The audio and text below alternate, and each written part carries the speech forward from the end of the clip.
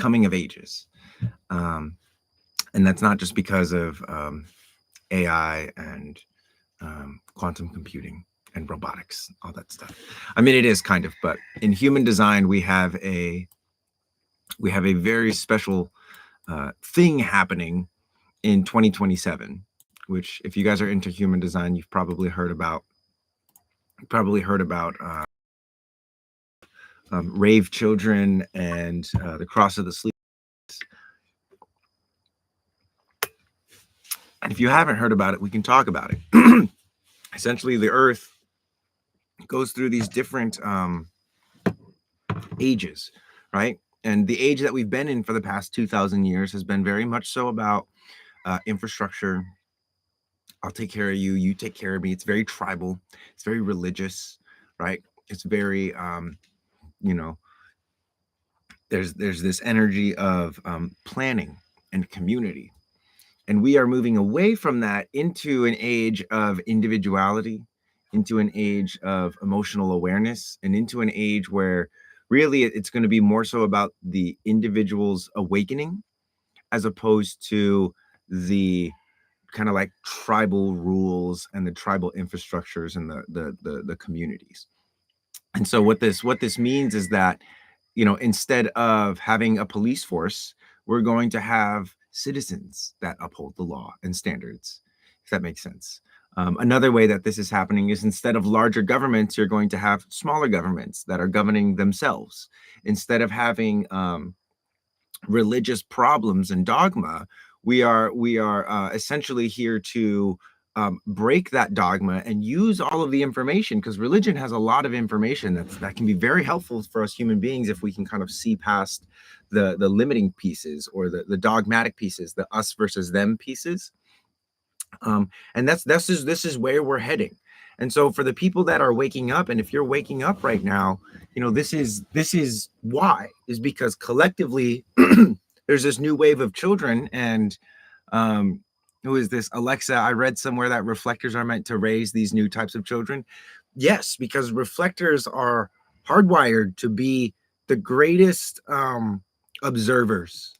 I'm here to be to have the clearest eyes and the clearest throat, right? Mostly the clearest eyes and the clearest ears, because it's been this way my entire life, and I didn't really understand it until I started learning about human design. I was able to tell when people were lying to themselves, and when people had convinced themselves that one of their lies was true. It was always very strange, because when people would speak to me, it would either resonate as the truth, like, I believe that you believe that. But there was this other thing that would happen when people would say something to me and I don't believe that they believe it.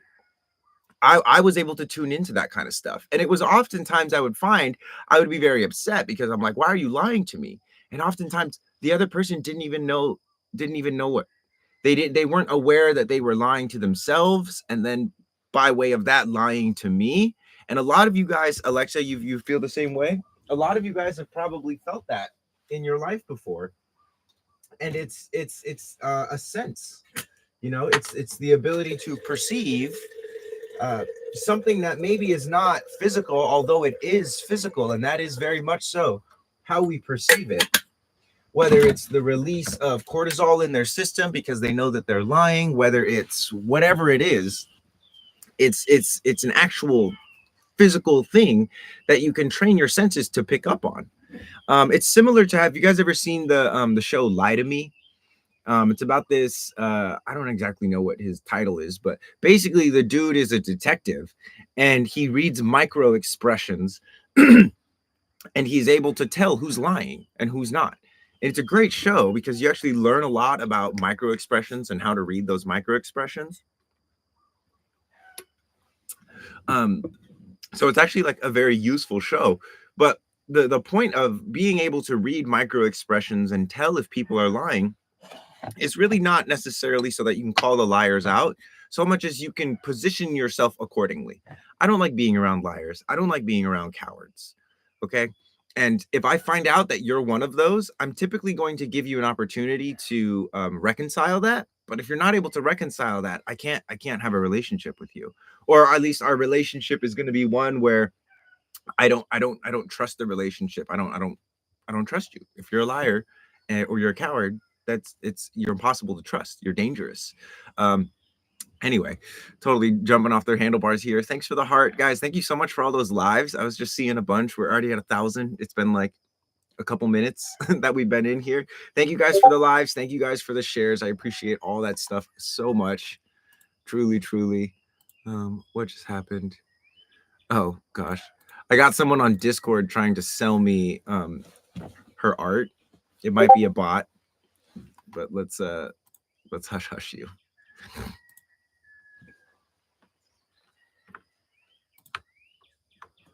Man, people are so like, may I suggest something? Like, no, who are you? Who are you? Not that I'm opposed to getting to know strangers, but it's just like, dude, like build some rapport first, have some tact. Marie, hello. I just completed my first soft tissue this morning, and wow, what an experience. It was equal parts intense and amazing. I absolutely loved it. I love the archive. Marie, yes. Yes, Marie is pretty new in the archive, and so I'm excited you got into the soft tissue. That was actually when I started learning biomechanics. That was actually one of my favorite things was soft tissue. Not only because I got to lay down and do it, but just because of the release of all of this like built up energy physically and energetically was just so it's like tangible. You know, it's super tangible. And I had been foam rolling for a long time before that and stretching for even longer before that. Nothing gives me relief like soft tissue. Like if something is tight in my body, I literally just attack it with soft tissue sequences and like the pain just goes away. I mean, it's painful at first, as you know, Marie. And then once you get off though, it's like, oh, it's like taking the Etch-a-Sketch and just erasing it. And this is actually one of my approaches to healing trauma is actually by way of attacking the places in your body where the trauma has seized the parts of your tissue, tangled things up, etc. Oh, who just joined the archive chat? Marie, by the way, you're totally welcome to watch on YouTube, but if you go into the archive, there's a special link that'll get you into the archive main live, and we'll be able to interact in that chat. And that's actually how I'm going to be in the future. I'm going to start opening up doing live readings for archive members. We'll do them live on TikTok and YouTube, but I'll know who's in the archive based off of whether or not you have that link. So anyway, yeah, soft tissue, for those of you guys that are wondering, it's using a some kind of device. It can be a PVC pipe or a water bottle or a lacrosse ball. And instead of like rolling around and massaging things, what you do is you find one point in your body that is what's called adhesed. It's either calcified or mineralized or hardened, and it's not integrated into the rest of the body. And so it usually is the cause of a lot of dysfunction. And what you do is you spend at least 2 minutes on the spot, breathing and relaxing and releasing the adhesion. And this releases fascia, which is all of this like gooey tissue that keeps us all together, as well as energy. I've had emotional releases. I've laughed hysterically, and it's awesome. Thanks for posting on manifesting generators. Really opened my eyes to a lot. You're welcome, my friend. I love manifesting generators. My best friend is a manifesting generator. So is my brother. They're kind of the same person. It's so funny.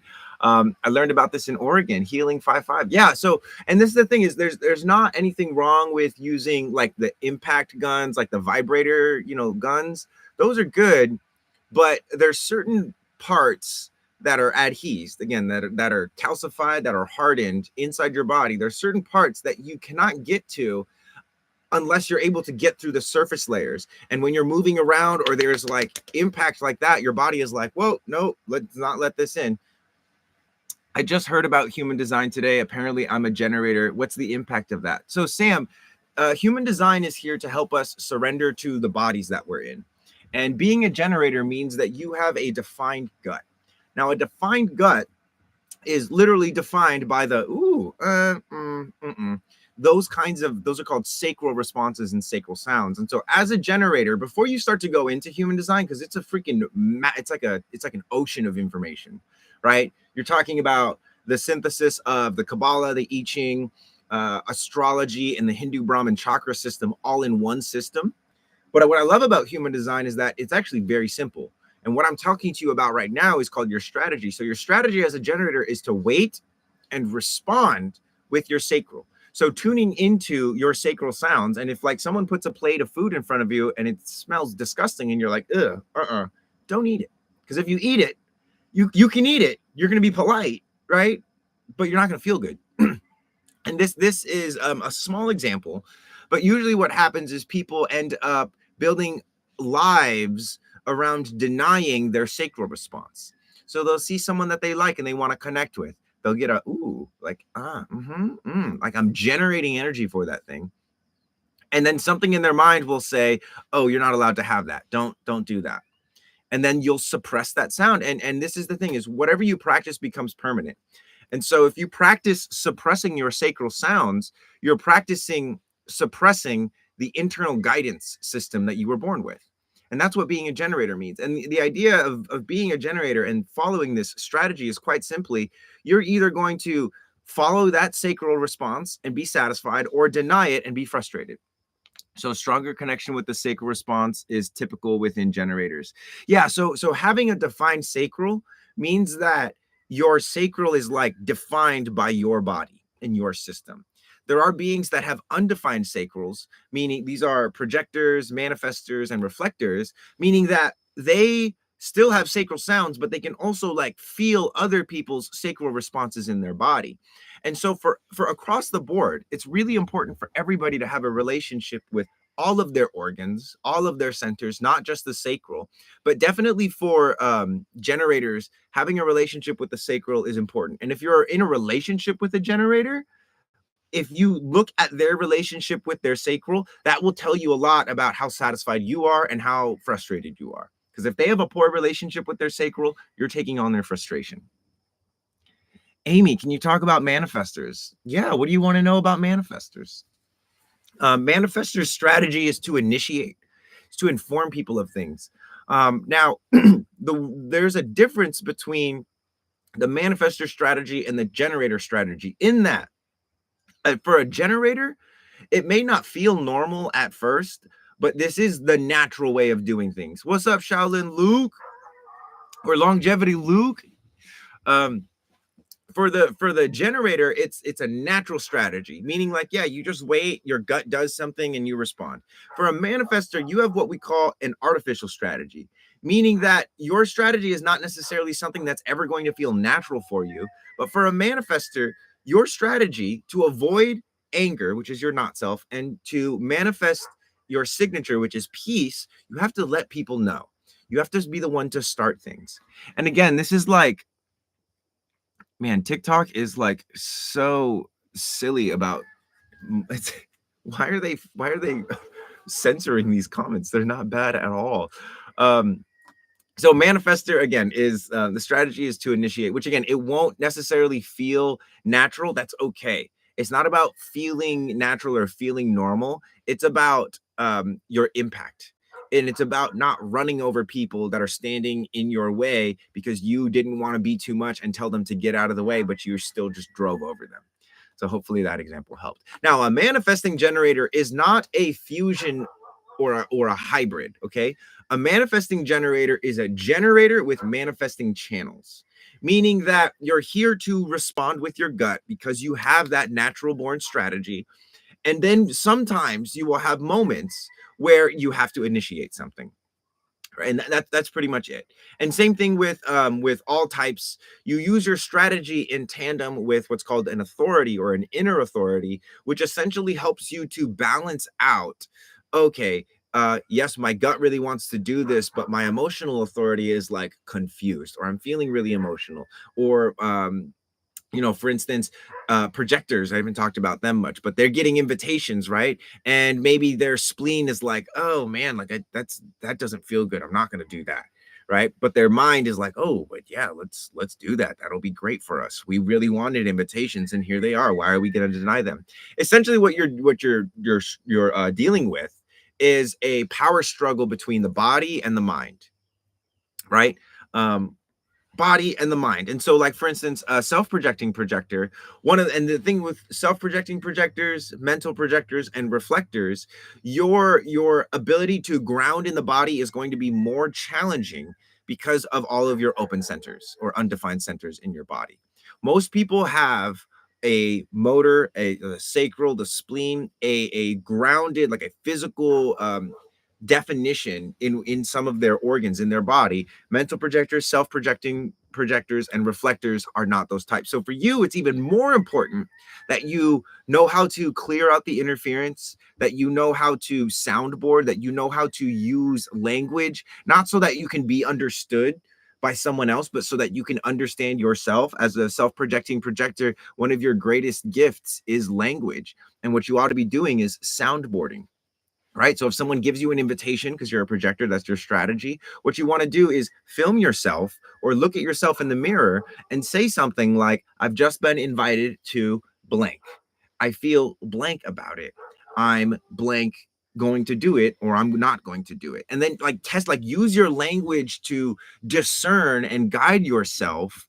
But it's really about language in general is just about guiding yourself. Now, if you were a generator or a manifesting generator, right, you would get the and that would be your guidance. But because you don't have that defined sacral, that clear because you might get the but it might be from the person that invited you. The person that invited you might want you to do it more than you want to do it for yourself. And you have to be really mindful of that, because that happens a lot. And if you're not aware of your design, then you're cooked. Annie, you're a great teacher. Thank you so much. I appreciate that. I really just love this stuff so much. And it was really confusing to me at first, but at the same time, it also did make a lot of sense. And I'm really grateful that I got to learn this system, and that I have such cool people around me that I learn from all the time. Which sometimes, and if you guys are lucky, one of my peers, Prana, who's just an incredible friend and knows a lot about human design, might be joining us. So I'm looking for my little tea cracker so that I can make some tea. This is a brand new tea from my buddy Josh in commemoration of his second child's birth. And just take a look at it. Look at the sacred geometry in here, like the intricacy of it. I don't know if you can see, but there's actual like shapes in here. It's kind of amazing. And this is pu'er.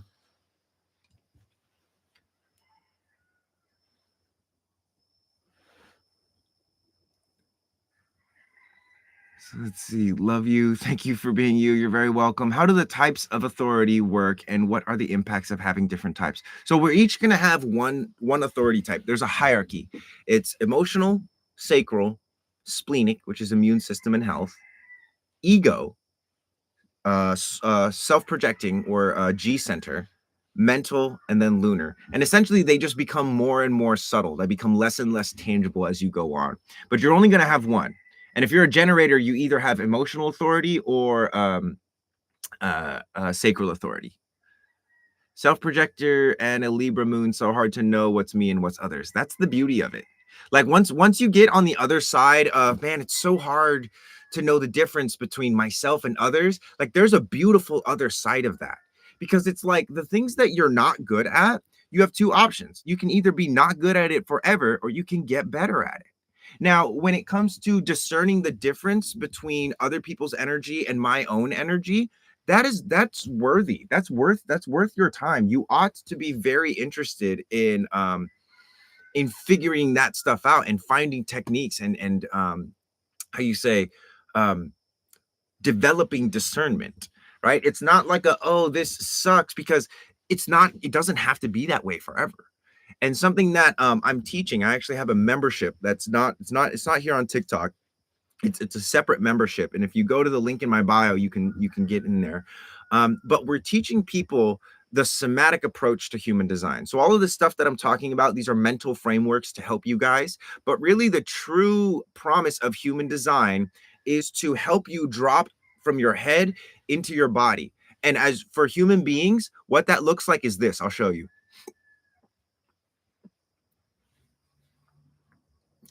Okay, so now I'm much more in my body than I was a second ago. And watch, and I'll release it. So that's where I rest.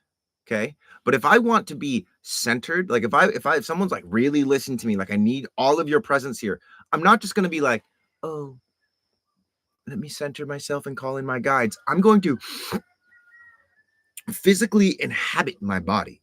And people don't know how to do that. Babies know how to do that really well. Think about it. When they cry, they get put on the boob, they start suckling, and it's like it's so important to everyone's laughing at me. I love it. It's hard to do. It is really hard to do, especially if you don't know the actual mechanisms that do it, right? In terms of like pressure, sucking. This is stuff that you can actually practice, get better at. Eye exercises,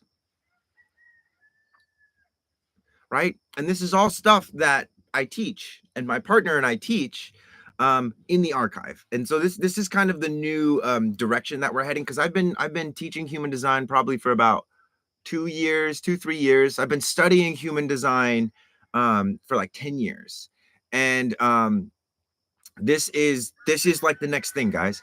Yo, you just gave me chills. I used to do the stuff you just did when in crisis centers. Yeah, so this is the thing, is like there's a connection between obviously there's a connection between like somatic therapy and spiritual wellness. But it's usually people are like either fully into the somatic thing or fully into the spiritual thing, and what's emerging is a blend of the two. And what we call it is called sensory deconditioning. And so, yeah, there's self-soothing techniques. When you see people like stimming, and there's a lot of people that are like claiming neurodivergence. In my opinion, my objective opinion, and I don't mean to shame or make anyone feel bad that does stim, but those are just very inefficient nervous system regulation techniques. That's it. And you just didn't learn the actual effective ones because you didn't need to learn them. You already had them. As a baby, suckling is one of the ways that we take all of this stimulation, all of this sensory information, and bring it into the body, right? This is literally, it's suckling. But at some point you get older and mom doesn't give you the boob anymore, or you don't get the bottle, or you don't get the pacifier. And so you start looking for a friend to be your boob, or you look for a girlfriend or boyfriend when you're really young to be your boob. You're looking for something to suckle on, not realizing that like, oh, you could just suckle on yourself. It sounds so funny. And yeah, all of this is we'll teach this to you in the archive. And so what's happening now with the archive, guys, is this is early entry. This is gonna be like much more expensive next year when we officially launch it. But what I wanted to do was, for the people that are following me and the people that want to get in early, we have an early entry price that's only going to be around for probably about another like 2 or 3 months, I would say. Maybe it might even be less amount of time. But if you get in now, you're going to pay that price forever. It's a monthly membership, and right now the price is 37 bucks. Okay, so it's 37 bucks a month, and you're going to get 4 classes. You're going to get classes every week on teaching this sensory deconditioning stuff.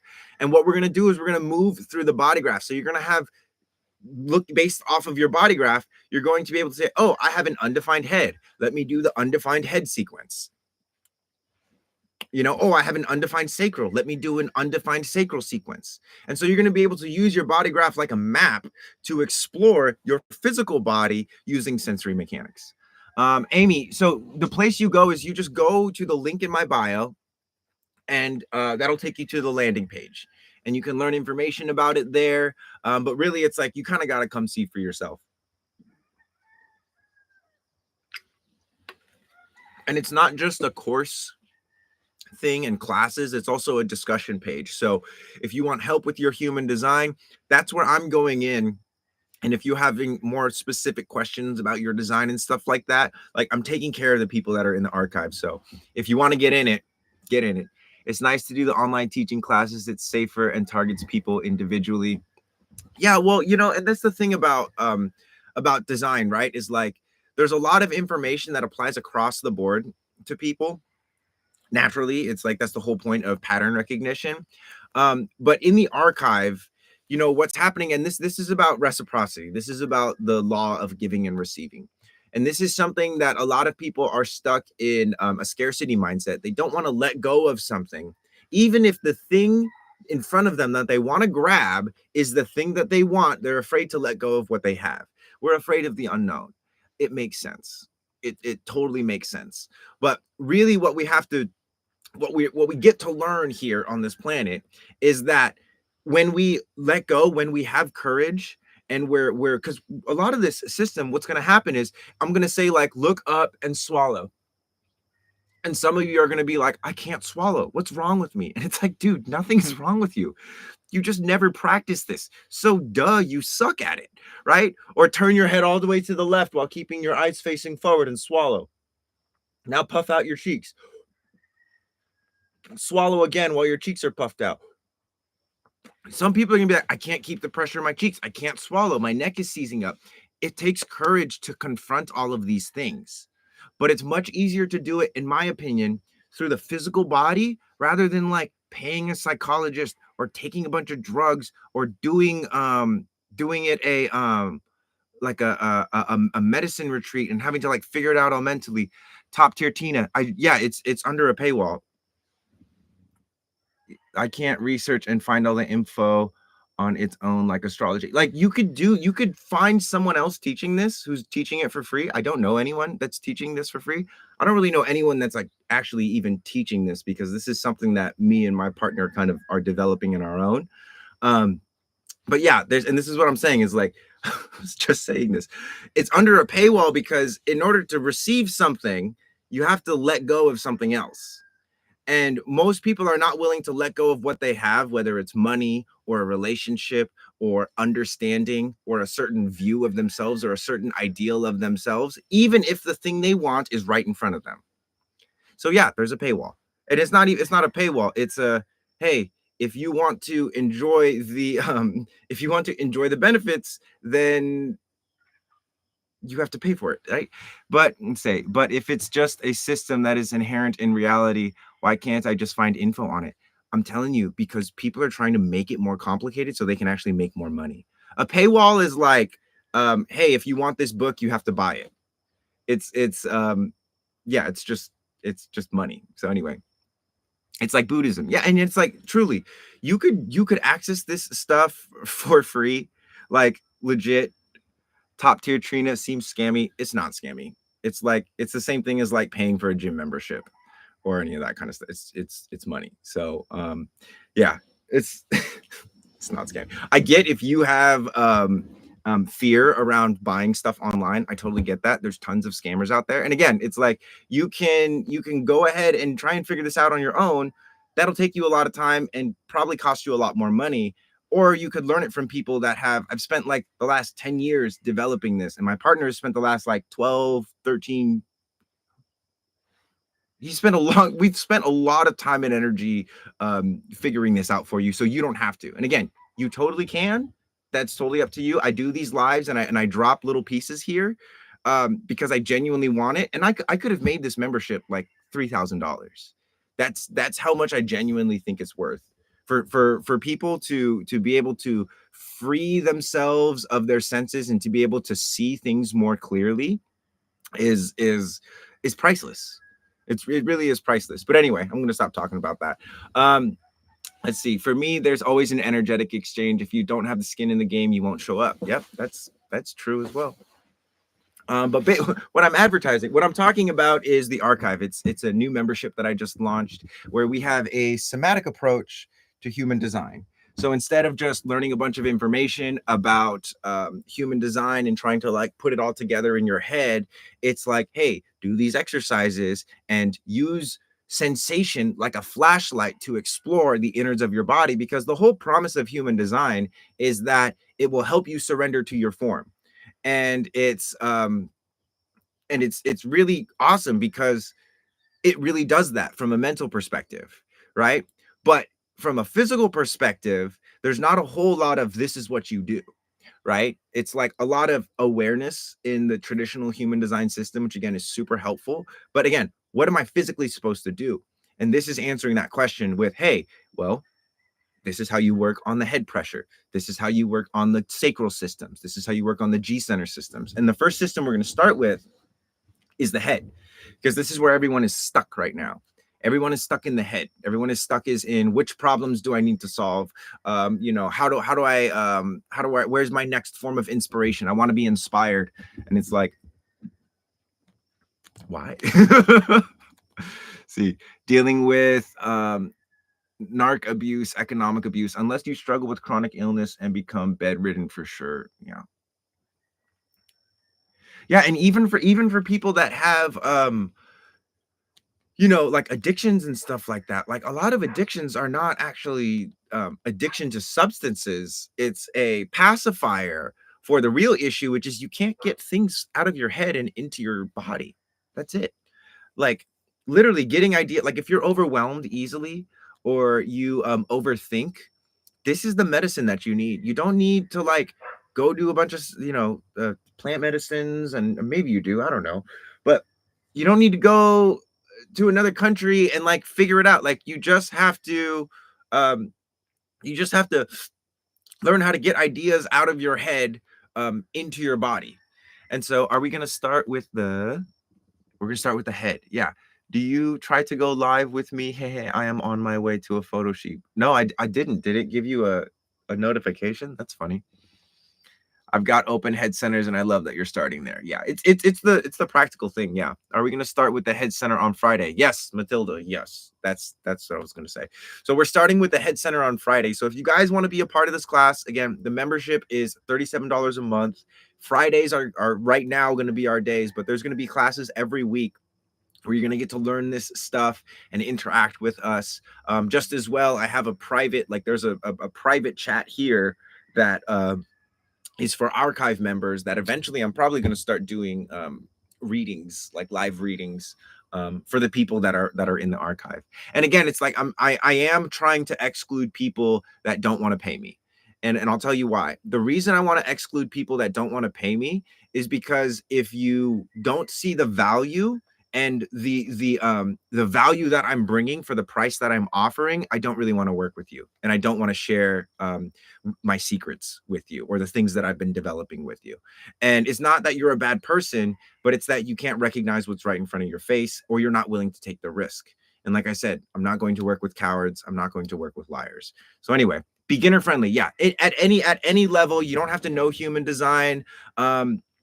You don't even have to be able to walk to do this stuff. Like most of these classes are going to be like sitting, and especially in the beginning of this season it's going to be a lot of stuff with like the face. Love those boundaries. Yeah. And it's like, and I love people, and I do these lives so that everybody can be included.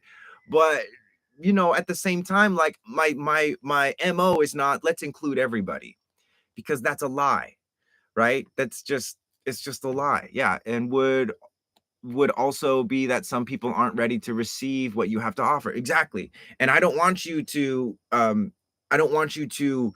try to receive something that you're not able to receive.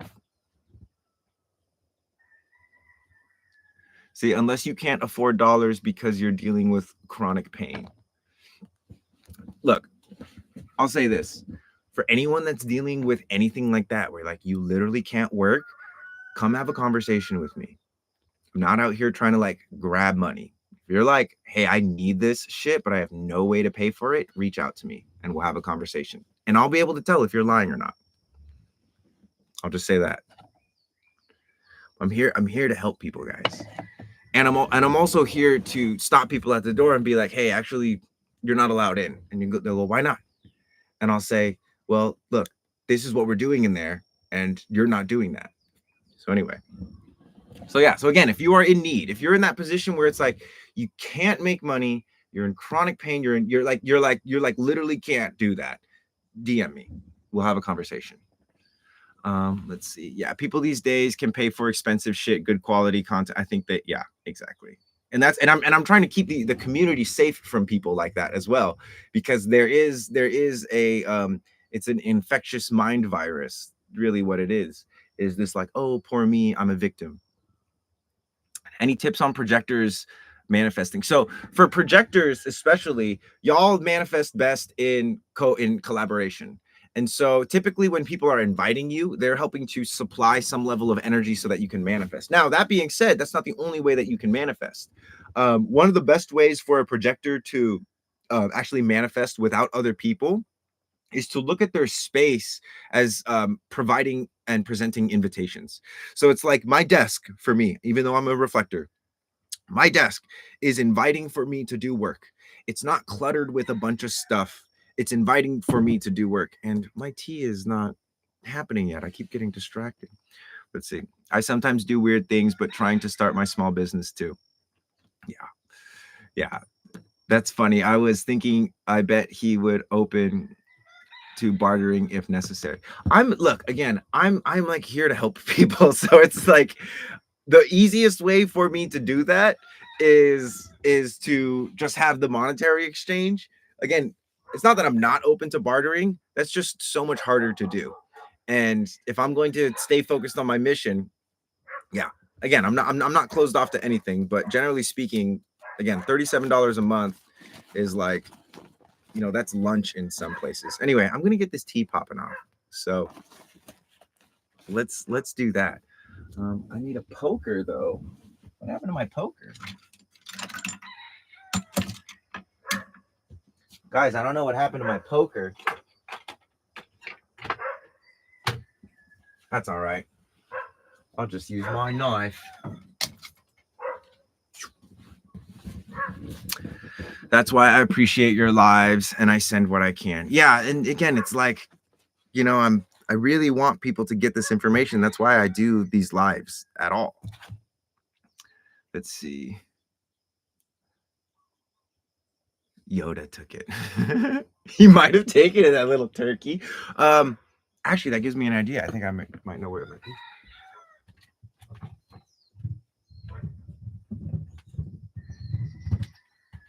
Nope. Nope. That was a good guess though. I'm sure it's somewhere here. I love the background sounds. Yeah, we've got animals and chickens, and I just saw a wasp fly by. There's geckos, all kinds of stuff. It makes me think of the movie Sparta when he asks the people what profession, they say farmer, blacksmith, and then he turns to his army and they answer with a holler, who is ready to become a Spartan. Exactly, Cha-Cha. I'm looking for the people that are like ready to become warriors. Whether you're a man or a woman, it's like the warrior energy is so important right now. And a lot of people are like keyboard warriors, right? But it's like, I want to show you guys how to be actual warriors. So, oh my God, I had a teleporting monarch butterfly visit me today. Ooh, interesting. What does that mean for you? I love monarch butterflies. The hospital institution is killing us all, including the healthcare workers, right? Yeah, it's because our healthcare system is not based off of health.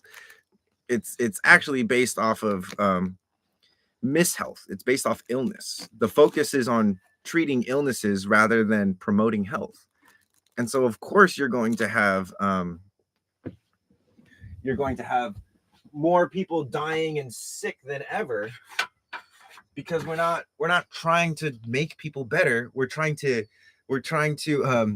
how you say, treat the illnesses they have rather than prevent the illnesses. So anyway,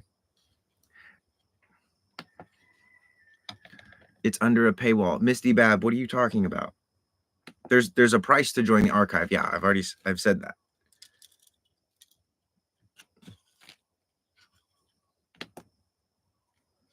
It's a private membership. Oh, healthcare. I was like, what are we talking about, Misty Bab? Did you just flip on me? I'm pretty sure you didn't just flip on me. Healthcare is behind a huge paywall, guys. Healthcare is behind the most ridiculous, huge paywall. And again, those are people that have spent a lot of time and research and energy researching their pharmaceuticals and their I don't want to say that other word, all of that stuff. They've spent a lot of time and energy doing it. And that's why their paywalls are so high. That and greed. It's not a fully justified paywall with the healthcare system. But there is a lot of people that put a lot of energy into researching a lot of things. And Western medicine has done a lot. They've done a lot. But it's missing a piece. Same way as I think human design is kind of missing a piece. It's like, oh yeah, let's it's called urgent care, right? Let's fix the problem by treating the symptoms and stuff. And this is the part everyone's missing. And let's how do we prevent illness? Or how do we take the human design information and how do we embody it in our physical bodies? So yeah.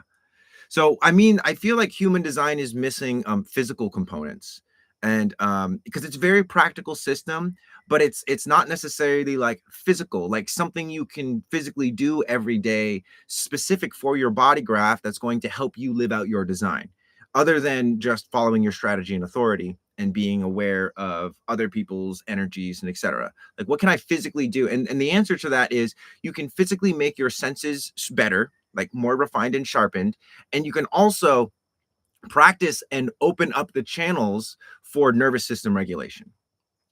So we may need more practice groups where we can utilize color authority and aura together. Interesting. Yeah. Did I channel this info? I don't I want to say I channeled it. It was definitely like Ra channeled human design, right?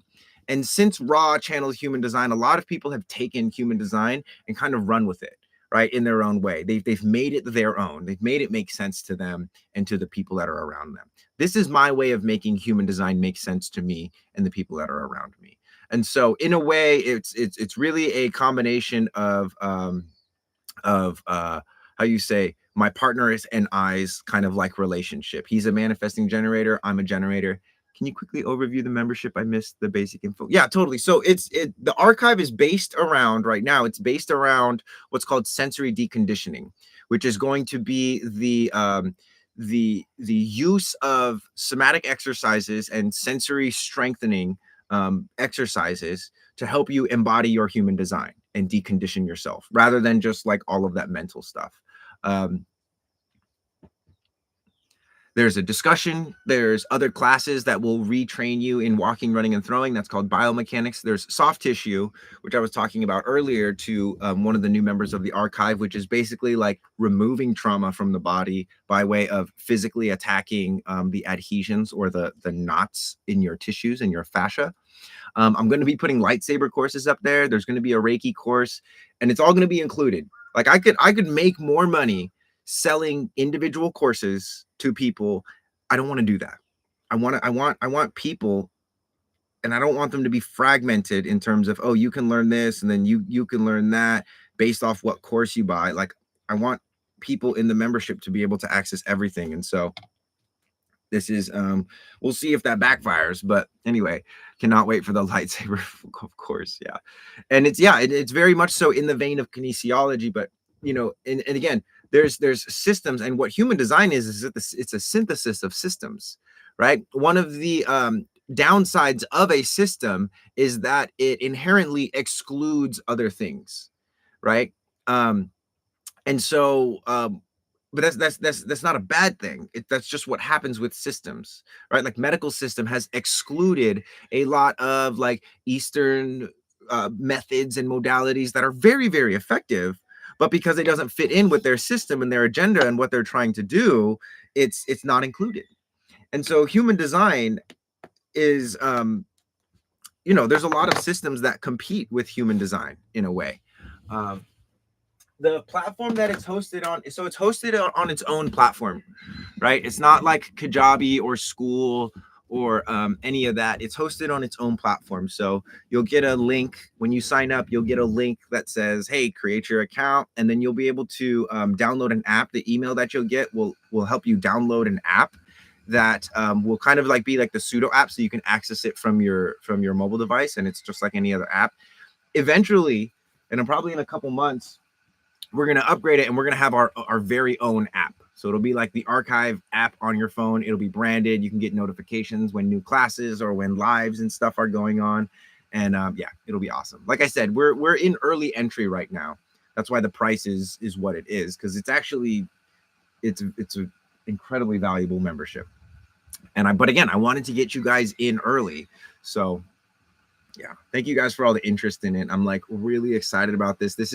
I've been working on this behind the scenes for a long time, and this is genuinely this is the bleeding edge. This is the sharpest, most cutting edge human design, physical movement, somatic therapy stuff I have found. And it's like And wait, and you guys think I'm cool. Wait till you meet my buddy Pasha, because me and him are like Batman and Robin. It's crazy. I don't even know. I feel like I'm Robin low key. Like he knows more about this stuff than me. He's gotten people out of wheelchairs, people who have been condemned by their doctors that you're never going to walk again or your spine is always going to be messed up. He's helped them fix themselves without any, you know, of that. He like helps them fix themselves just through helping them train their body. So there is, yeah, this is the course that I'm offering essentially. It's called Sensory Deconditioning.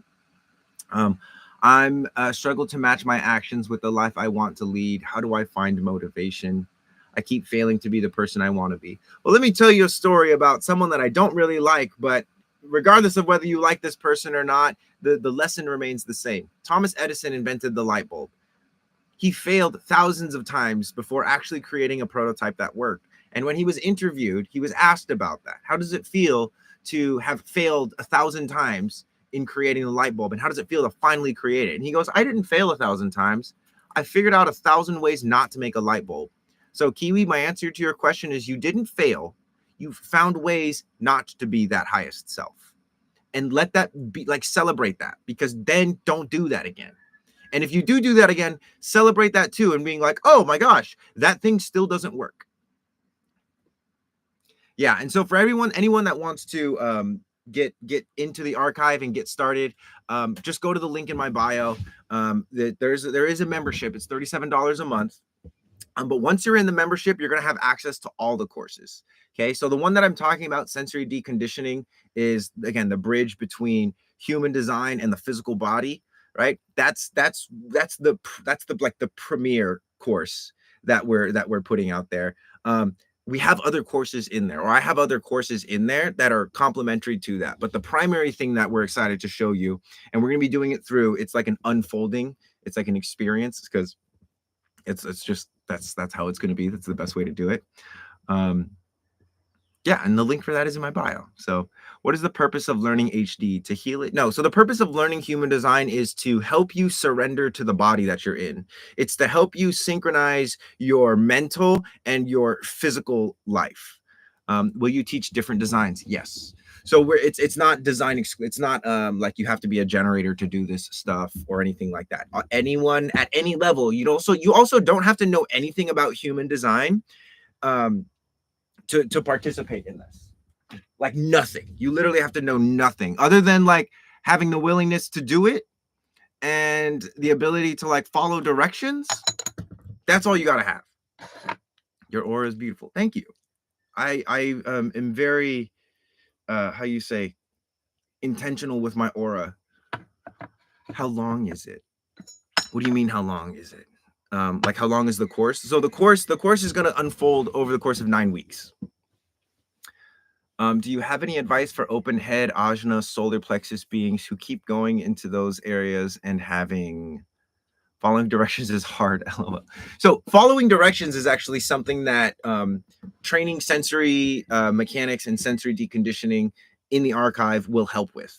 Like this is actually one of the things, is like if it's hard to follow directions, if it's hard to focus, right? If you feel like you're always off balance or off center, that's not something that's wrong with you. That's literally a misfiring of your senses and your body, right? It's a neurological disconnection. It's not a personal problem. It's a neurological problem. And the only way to fix a neurological problem is to create the pathways so that the neurological problem disappears. It's like, oh, if there's a gap here and we need to get over this gap, what do? You build a bridge, right? You have to build a freaking bridge over that. And a lot of us have, between our eyes and our lungs, or our nose and our heart, or our head and our gut, there's a lot of disconnects there, right? And human design shows us where those disconnects are, right? Like if you're a split definition and you have like head and ajna, or solar plexus and root, but there's a disconnect there. How do you bridge that? Well,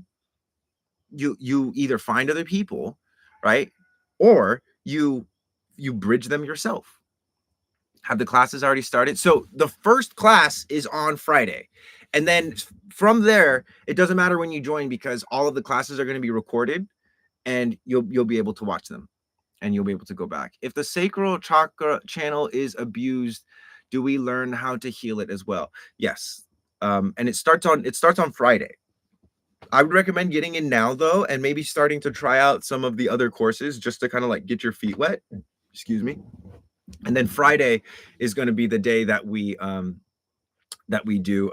actually do class. And like I said, it'll be recorded and put as a course in the archive. You're not going to have to like pay again to get access to the recording. It's just your membership will include it. By the way, who's in the archive chat? If you're here on Riverside, say what's up in the chat. I see one person in there. Who is that? I'm from Canada. What time on Friday? So it's at 11 a.m. Hawaii time. So Pacific Standard Time, that's 11, 12, 1.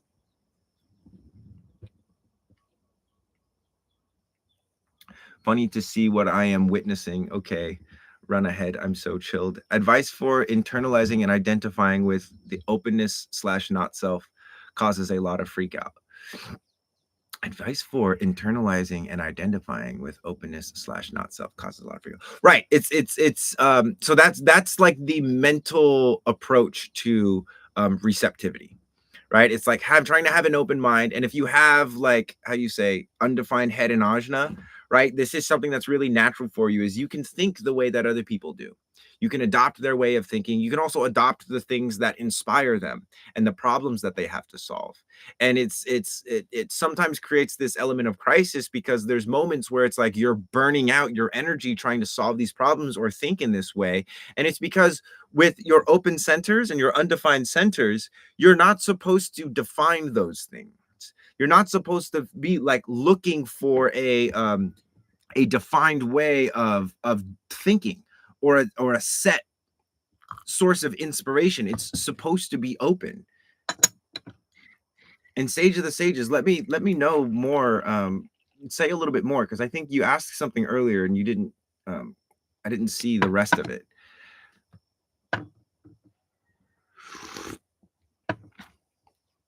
I am in the archive live, but I don't know if the chat works over there. Oh, let me see if I can.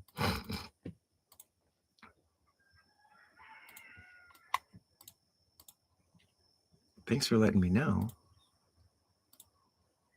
Live stream. Oh, there it is. I was in the wrong chat. Sorry, Marie. What's up, guys? That's cool. Can you speak more on the Saturn return costume we put on? I noticed the incarnation crosses changes too. Should I focus on that or is it irrelevant? I understood it mostly, but it's my mind and still have trouble making sense of it. So with the Saturn returns and any of the returns, lunar returns, solar returns, what you're getting, the body graph that you're seeing is like the body graph on that day, on the moment of your solar return. It's not like a changing of your body graph to this body graph. It's more like a composite. It's a relating with that version of yourself. So if you can imagine like Saturn return Marie, they have this body graph that you see in Neutrino Design. You see their body graph. And then you have your own body graph, and you can put those two in a composite together, and you can look at the electromagnetics, you can look at the compromises, and then you can read it the same way that you read a composite. Which, if you don't know how to read a composite, that's something I'm going to be teaching in the archive as well.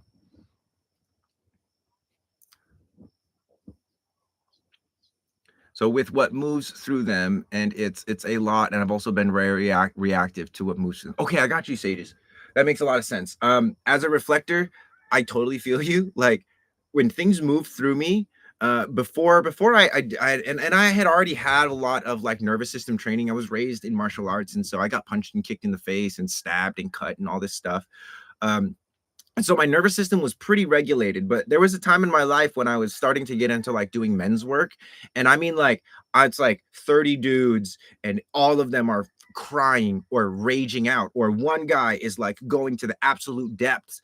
And for me, having all that energy move through my system was very, very challenging. And so one of the techniques that I developed, first of all, is like knowing when to bail out. Right? Knowing when like, hey, you know what, this is too much for me right now. I'd really love to stay here and be present for this, but my nervous system is overridden and I need to step out. Right? That's like awareness of what your capacity is and what your limitations are. Now, when you do that enough, eventually what you start to realize is, man, and this is my journey. Eventually, what I started to realize is like, man, I'd really like to just be able to like hang. I'd really like to just be able to hang. How can I strengthen myself so that I can hang? And that was kind of like the birth of sensory mechanics and sensory deconditioning. Was like, okay, how can I use my undefined centers in a way where things moving through them don't affect me as much? And the way that you do this is actually through what's men's work? Oh my gosh. Men's work is when a group of men get together and they intentionally do things, men things. So they either intentionally fight, they intentionally grieve together, they intentionally process things, they intentionally go out into nature and connect, they intentionally conduct ceremonies, they intentionally eat together. It's like it's an effort to get men on the level that women have been on for a long time. And by on the level, I mean like feeling safe with groups of other men. Like just as a general thing, usually women will feel safer with other women than men that feel safe with other men. Generally speaking, especially in spiritual communities and like on a people that are in the intentional communities and on the intentional path. So with the men's work, yeah, that was the thing that really was like, hey, Marco, like if you want to do well in these environments, like you have to learn, you have to develop your senses and you have to develop your nervous system better.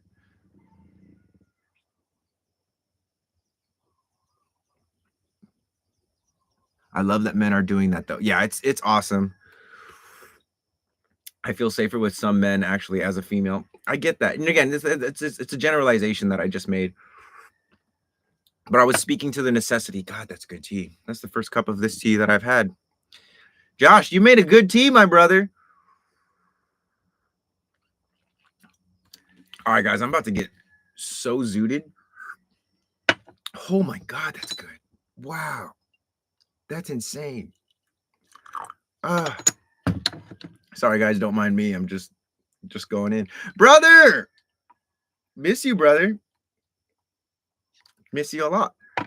But Sage, let me give you some techniques that I developed. Okay, so the first one is a parabolic breathing technique. Basically, when we normally breathe, the natural breath is inhale through the nose, and the belly expands.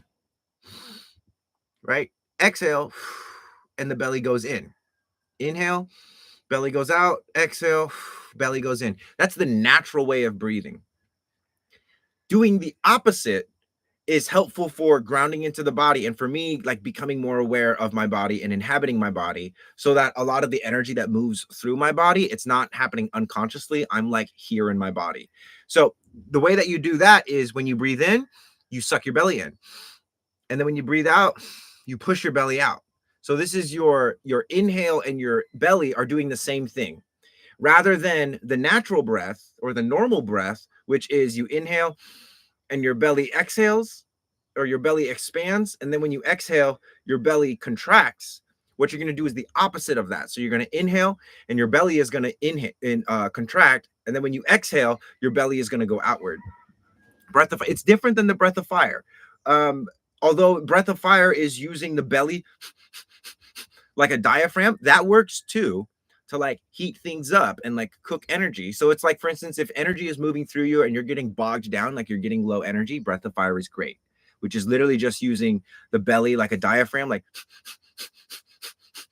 and using that to drive breath like a bellow, right? I took Qigong, Kung Fu, learned this technique there. Yeah. And so a lot of this stuff, again, has been studied by ancient cultures. And this is actually one of my favorite things is to not necessarily discover, but to start practicing. And to discover techniques, practice them, share them. And someone's like, oh my God, I learned that in my, traditional Chinese medicine course or my Qigong course or my acupuncture course or this course or that course. Did you learn it from that? And I'm like, no, I made it up because someone already made it up. Great. Cool. I'm not out here saying like, oh, I'm making all these things up. I'm just saying like, hey, this works in my body really good. You try it out. See if it does. Yeah, sensitivity has caused disembodiment. Stay in the body through it, always back to the breath. Yeah. So that's one of my techniques. I would never do breath of fire. People obviously don't know what can combust from the heat. Oh my gosh. Just like imagine just like just powering up. And it's just funny because you have to be discerning about when to use this. You know, because once if you just start like doing breath of fire in the middle of someone talking to you, they're gonna be like, what is going on? Um, but it's kind of fun to do that too. Good pattern interrupt. Oh god, this tea's good. I am live in the archive. So Marie, yeah, okay, that's right. We already established that. So the archive chat works. It's a new system. But yeah, the archive live stream definitely works, Marie. Did you hear that little bit that I spoke on with the Saturn return? Someone else asked about that, and it was like I actually didn't know, so I had to ask Prana, and he definitely made it clear. So I hear the sun is on the galactic center today. It looks like that must be gate 11. Would love to hear your wisdom you have today for the transits. My Mercury is also there. So Alicia, great. The Romeo, I will definitely sign up. Please sign up. Like for all the people in this chat that are my favorite, please sign up, because I've been wanting to give more to you, and the archive is where I can do it. Prana, what's up? Prana, you want to hop on live? I have another cool question for you, having to do with the galactic center and the transit. So the transit today, can't today. Okay, that's fine. I'm not disappointed. That's awesome, bro.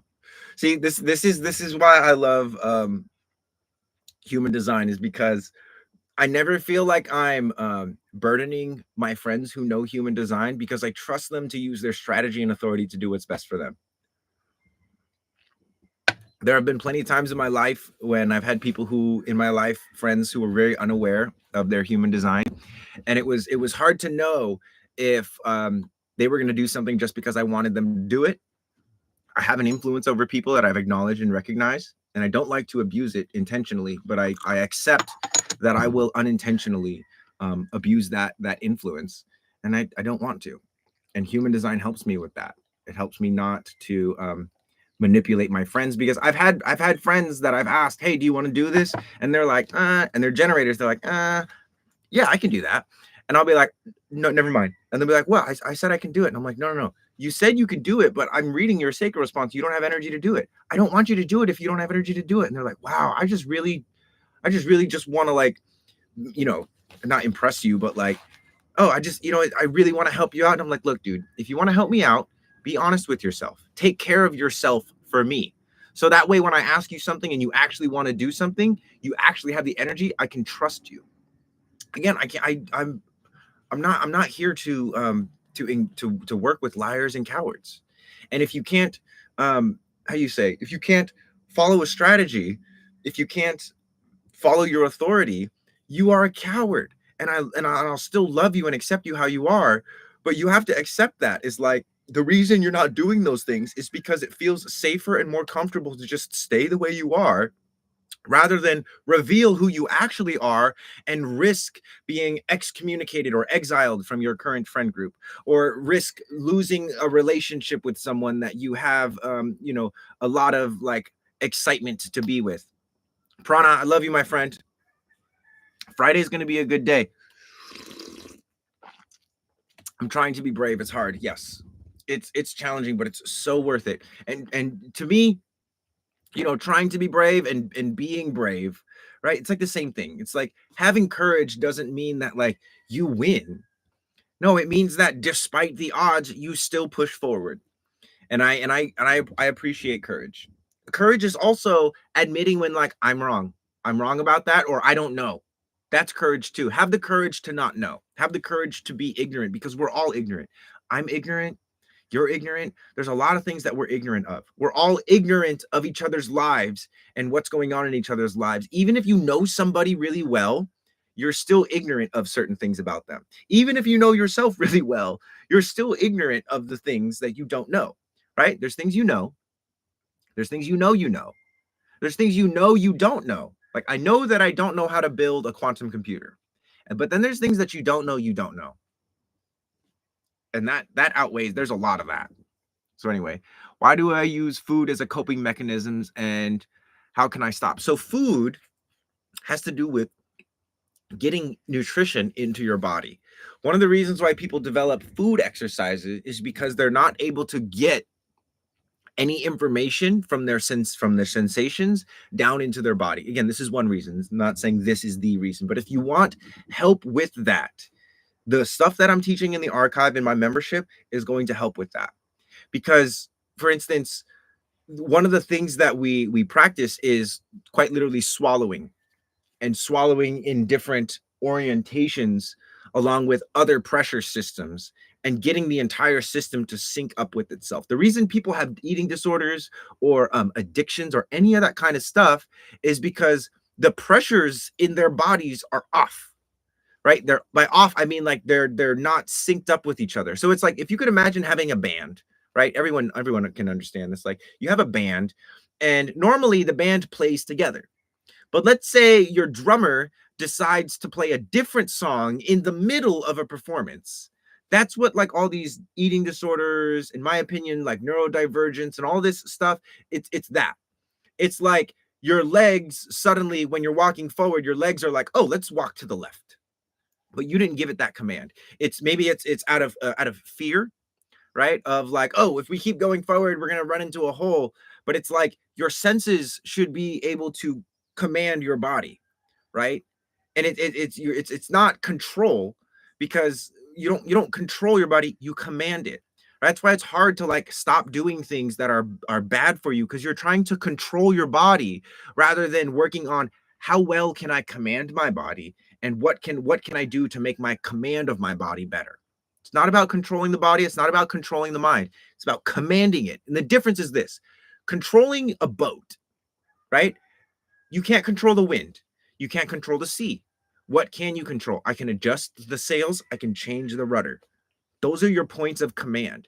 Instead of like learning, taking a course or going to India to learn how to like change the wind or change the seas, learn how to read the wind, learn how to read the seas, and then command from the places where you actually have control.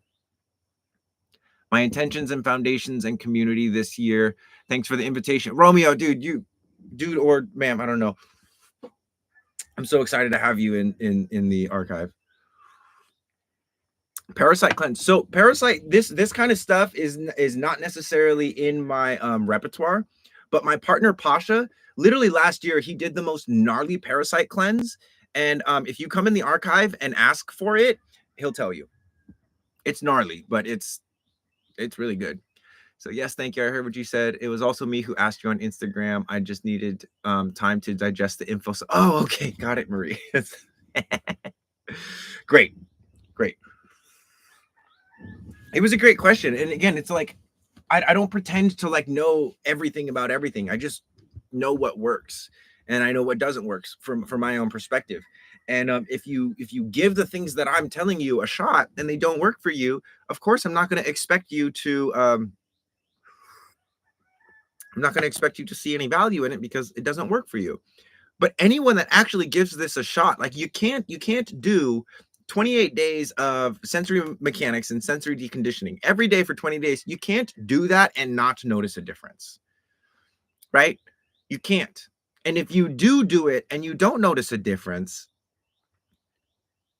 I think you're lying. I just judge, because it's like it's like if you go for a walk every day for 3 weeks straight, every day you go for a walk, you will notice a difference.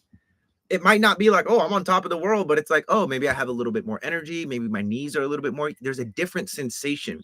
And what we want to do, guys, is instead of exploring the world through mental pictures and ideas and images, I want sensation. I want to be able to feel happiness, not just like say I'm happy, etc. Zingle, what's your question? I have a eating disorder and the 3955 channel. Oh, interesting. Nodding and nodding, and then yes, more nodding. Right. I used to do 1 week water fast this year. I need a good cleanse. Yes. What's my view on the ones? I call them the ones, the medicinal fungi. I think they're so incredible, especially if you microdose them. The ones are insane. Because one of the main things that the ones do, and for people with eating disorders, I would experiment with microdosing, because it's not psychedelic at all, right? It's like 0.1 gram, right? Or point, who's it?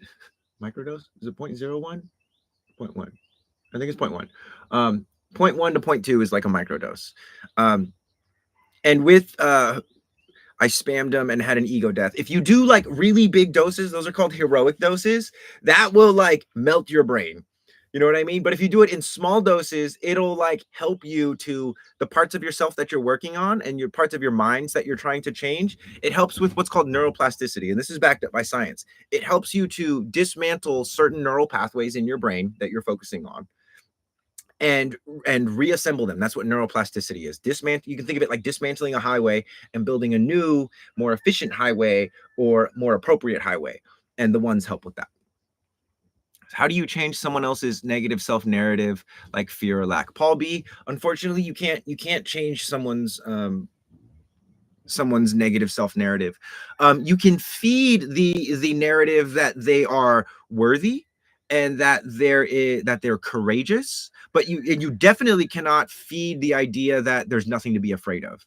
If someone's like, I'm afraid of something, and you say there's nothing to be afraid of, don't do that. Please don't do that, because you're invalidating their experience, which there might not be anything to genuinely be afraid of.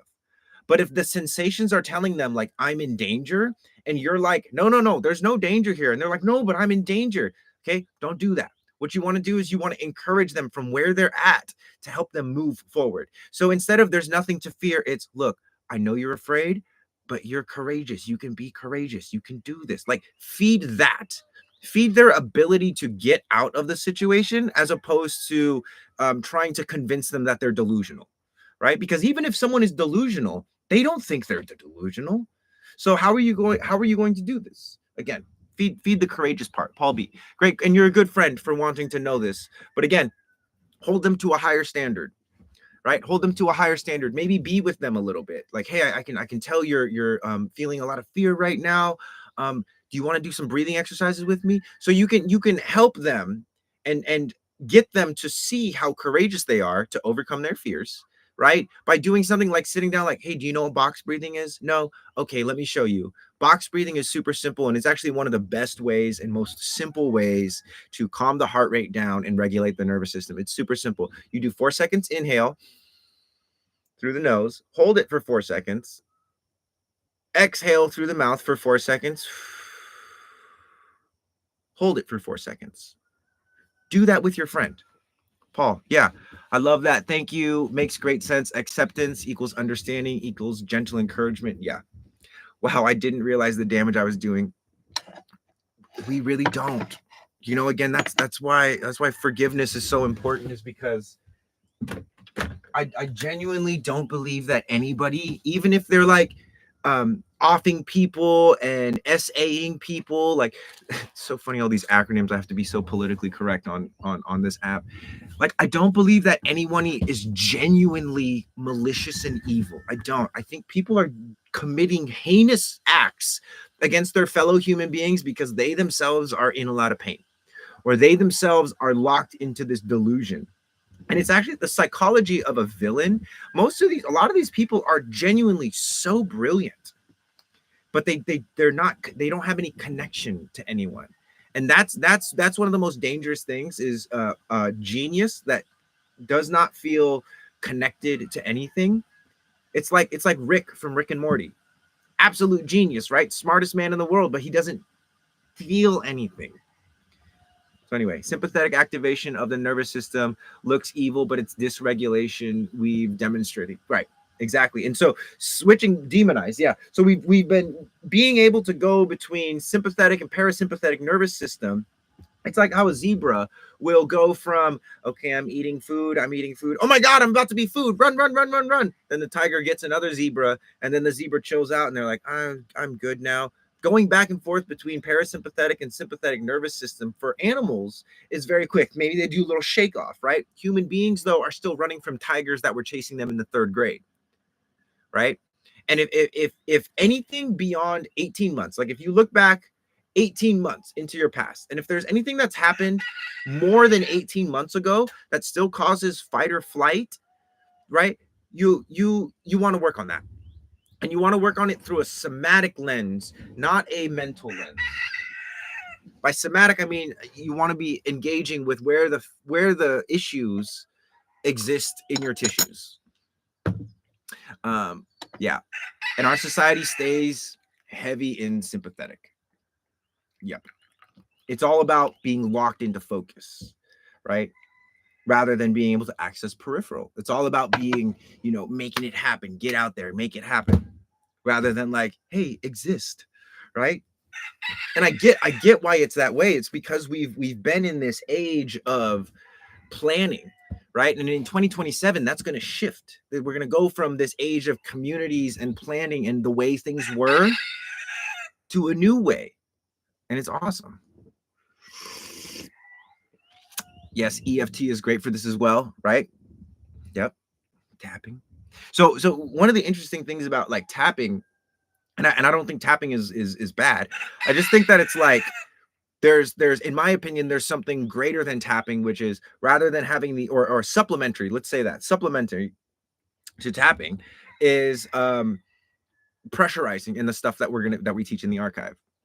So what does Pasha mean when he says he is a survivor of being homeschooled by a reflector mother? Oh, I actually wrote that for him. It's because like as a child being raised by a reflector that's like learning human design and homeschooling, it's like reflectors, we get everything. We get society's projection. Like we feel all of, oh, this is how society would do it. And if you don't do it this way, then, you're going to end up this way, right? Like we feel so many things as reflectors. And so one of the things that me and Pasha really connected on, and it's funny you asked this, I love that, was because his mom is a reflector and I'm a reflector. And he was like, dude, learning how to love you and treat you and the way that you love me gives me so much more compassion for my mother. And so when I say he survived being homeschooled, it's just because it's like a lot of reflectors don't necessarily have the faculties or the tools necessary to maintain a homeostasis within themselves. And it's like, Pasha has told me some things about his mom, and he's like, bro, it's like, it was like surviving. She didn't let us do certain things, and I didn't understand why. Now looking back, I understand why. So anyway, yeah, Romeo, super hilarious question. And I've met his mom, and she's wonderful. She was actually one of the hold on, Misty Bab. Let me filter comments. Let's get rid of these comment filters, because people are commenting things that don't need to be filtered. She was aware of HD. She was actually one of Ra's first students. And so she was learning human design as she was becoming a mother. And so she taught Pasha, who is my partner in the archive and is going to be the guy that's teaching mostly the sensory deconditioning that I'm talking about here. He's the one who taught me and helped me develop it.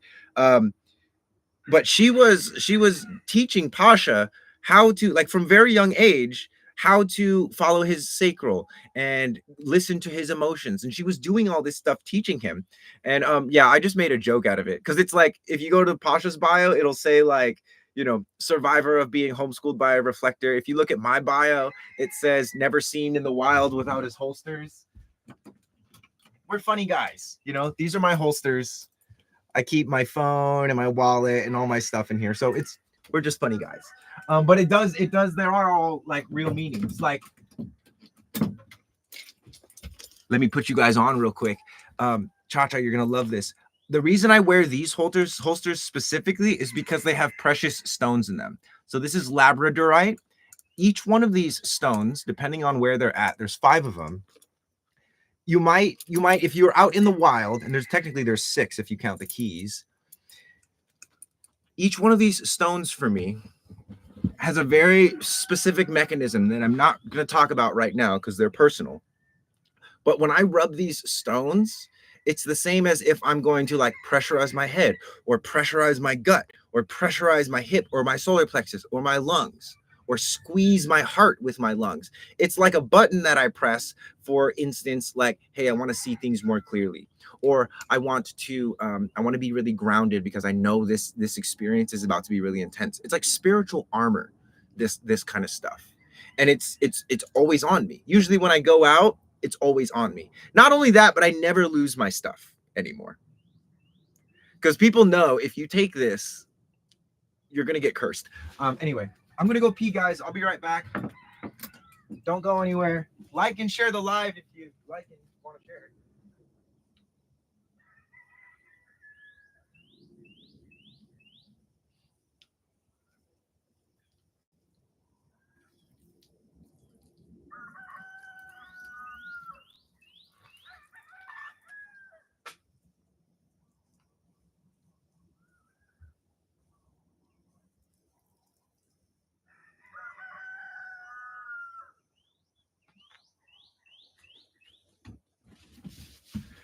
Oh, guys, this tea is hitting so hard.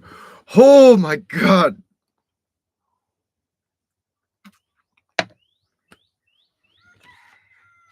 God, this tea is so good, guys. I wish you could enjoy it with me. One day there'll be a little tea house on Maui that if you're ever visiting Maui, you can come hang out and have tea with me. One day. So I don't know how to tell the fake crystals and gems from the real ones. Yeah, it's like aside so there's two thoughts process in this, right? Because there's molecularly analyzing something, and then there's energetically, like without using instruments that measure things in, how you say, scientific or reality terms. And so one of the things that you have to, or you get to learn, right, is the value of a crystal, right? Because if they put fake crystals in your phone wouldn't work. And so the idea is that, again, and if you're not good at this, that's fine, because let it be a fun thing. Like, oh my God, I suck at this skill. Great, let me get better at it, right? And discerning the difference between fake crystals and real crystals. Number one, your greatest discernment is who is selling you the crystals, right? Is this somebody that would sell me fake crystals? Or is this someone that like genuinely has a connection with the crystals and is bringing me the highest quality crystals, right? If you can get to the people that are actually mining the crystals, and not to say that they're awesome people, some of them are like crazy, some of them are super crazy. Because again, it's like being around crystals too much in a way is similar to being around computers too much, because computers have crystals in them. There's a frequency that it's not, we can only handle so much of anything, right? And so one of the things that is really fun to get good at is not necessarily need, like, if someone puts a crystal in my hand, I'm able to close my eyes, drop in, feel the energy of the crystal, and generally speaking, I'll be able to tell whether it's fake or real. And it's not necessarily something that like I can teach you. It's actually something that you have to learn on your own.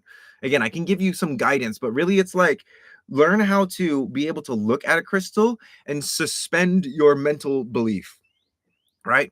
So to actually suspend disbelief, we do this when we read fiction or when we're watching movies, right? You're watching movies and it's not like, oh, that could never happen. It's like, I'm watching a movie. My belief or disbelief is suspended for the time being. And that's the way that you want to approach the crystal. It's like, let the crystal tell you its story. And usually when the crystal doesn't have a story to tell, it's usually fake. Or when it tells you a story of it being dyed and treated, like I've done experiments with like a clear quartz and then like an aura quartz, which is like this beautiful blue shiny thing. And it's like there's an experience with the aura quartz where it gets like coated with something, and I think it was gold, but it gets coated with something and then cooked, and that changes the structure of it. So it's like each crystal, like each person has a story to tell. If you don't have the ears to listen, just listen more closely, because it's probably telling you the story. There's just a bunch of other stuff that's too loud, and it's interfering with your ability to hear the crystal story. So anyway, one day it would be amazing to come to Greece. You're always welcome. Romeo, let's do it, my friend. I've always wanted to go to Greece. When I was a kid, man, I used to spend so much time in the library and reading books on Greek mythology. Greek mythology fascinated me. It still does. I'm going to practice. Yeah, Misty Bab, practice and let us know. Let us know. I did not know that about the holsters. You just upgraded me with that too. Oh yeah, Cha-Cha. Oh yeah.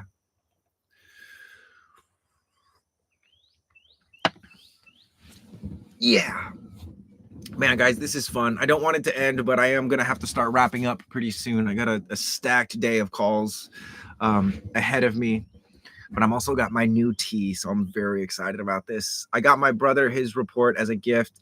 He has an undefined heart and undefined solar plexus. I have them defined. My brother was wondering if you have a nugget to share that he can use as a daily noob. Totally. So undefined heart, notice when you're trying to prove yourself. Notice what you're trying to prove. Notice who you're trying to prove it to, because that's a not self theme of the undefined heart. You do not have the energy to compete and put your ego against another person's ego, at least consistently. Like, depending on transits and who you're with, you might have access to that kind of competitive edge. But generally speaking, you don't want to compete with people. You don't want to try and prove yourself. There's nothing to prove, and there's no energy to prove it. And then with the undefined solar plexus, the not self theme is avoiding truth or avoiding confrontation. The ability to lie as somebody with undefined awareness centers is high, right? Because people ask you like, hey, what's wrong or what's going on? And instead of saying like, dude, your energy and emotional wave is spilling out on top of me, you say nothing. It's fine. I'm good. So just watch out for that part of you that wants to avoid confrontation and truth, because it typically means that you're taking on somebody else's emotional energy without the awareness of it and without making them aware of it. And ultimately it's just a lack of awareness. But yeah, those are the two things that I would say is be aware of when you're trying to prove yourself and when you're avoiding confrontation, and just be aware of it for now. It's not like you have to like confront it, or like don't prove yourself, or like just do your best not to like try and change yourself right away. Start watching. Like watch as though you're watching a movie, and it's like, oh, here's this main character goes again. They're avoiding confrontation by lying. They're trying to prove themselves. They're trying to prove something to this person because they think it'll get them the girl or get them the job or whatever, but really they have no energy and they're just hurting themselves. And just watch that for a while. Chacha is what I would say. What type are they, or what type is he? I've been meaning to get an HD report from you for a while. Finally got some spare Skrill. Yeah. Get it, my friends, get it. So if you do need a or if you do want some guidance in your human design, I have some like very budget friendly options for you. I have two types of reports. Right, there's a budget report that just gives you the analysis, and then there's the Reiki report, which gives you the analysis plus like the hey, this is how to approach human design and use this report, and also a section on like techniques and tips and stuff like that. The budget one is $20. The Reiki report that I just mentioned, which if you can swing it, it's $35. So it's $15 more, and it does the same analysis, but it also gives you more information on how to use it. Romeo, I just got your subscription, my friend. Welcome to the archive. What's up? Everyone give Romeo some love. I'm excited for you, my friend. There's a lot of good stuff here in the archive already, and it's just gonna be like, it's like early entry to a festival. You know what I mean? It's there's a lot of cool things that are happening in this festival, but we're also still building it, which personally I love getting early entry. You know what I mean? I love getting early entry, not only because I like seeing things come together, but because it's like I like seeing the people who actually make the thing. And when the thing is going on, it's like it's kind of like it's already going on. Congrats, Romeo. Yeah, welcome, my friend. Excited to have you. Marry me. That's funny.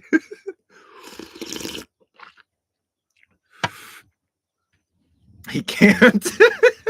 Thank you. It goes against my religion to marry people.